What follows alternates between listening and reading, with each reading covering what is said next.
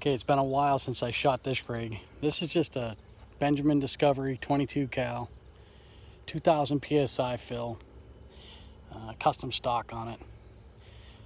Stock is pretty good fit for me, but it's not too practical for hunting. Stock, the original stock was pretty good for walking around in the woods. It's a Hawk Air Max 12X. I added a second barrel band because when I actually went out in the woods with this, it had that, 4-inch, I think a 4 or 6-inch little silencer thing on it, and you bang it all around, and the barrel's not really mounted that sturdy, and it's really only held in with one little Allen head screw back here. So I added a second barrel band, and that really shored it up, and it works good if you're actually bringing it out in the field. Other than that, if you're just going to be target shooting with them, you don't really need the barrel bands at all. If you're not too rough with it and you don't hit the barrel around. I added a detuner to it. It's very inconsistent. When you fill it up to 2000 psi, your shots are just all over the place. It'll pump them out 800 plus feet per second, 13 to 15 grain pellets.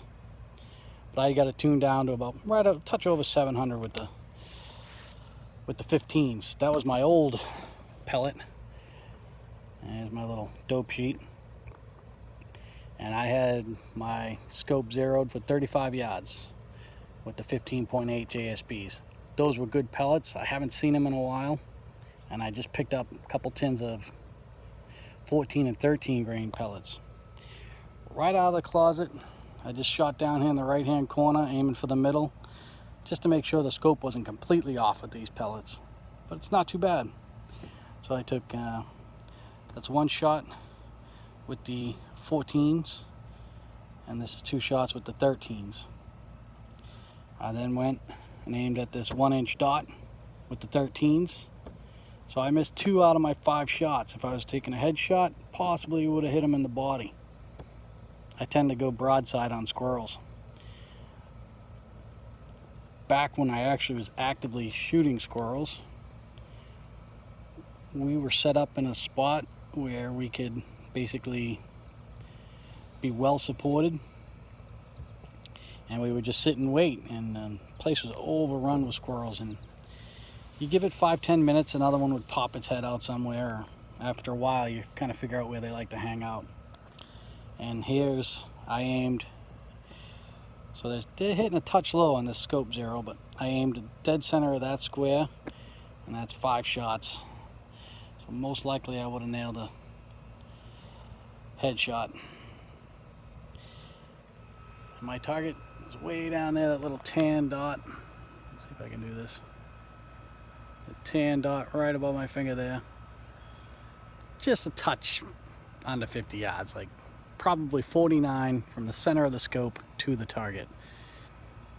It's a little too shady at 50 yards. I tuck it in the corner there, but it's not too bad. For right out of the closet, I haven't shot in a long time. These 15.8s are the only pellets that have given me consistent half-inch groups at 50 yards. My best so far is 3 5-shot groups inside a half-inch dot.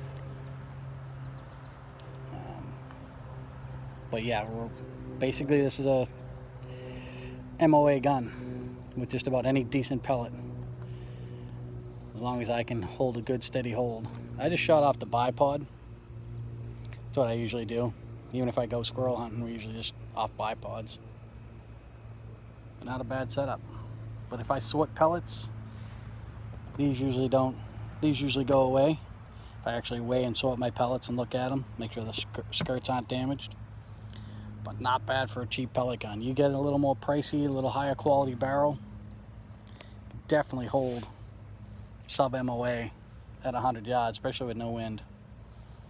And it's very calm today, so just under 1 MOA. I'm pretty happy with just digging it out of the closet.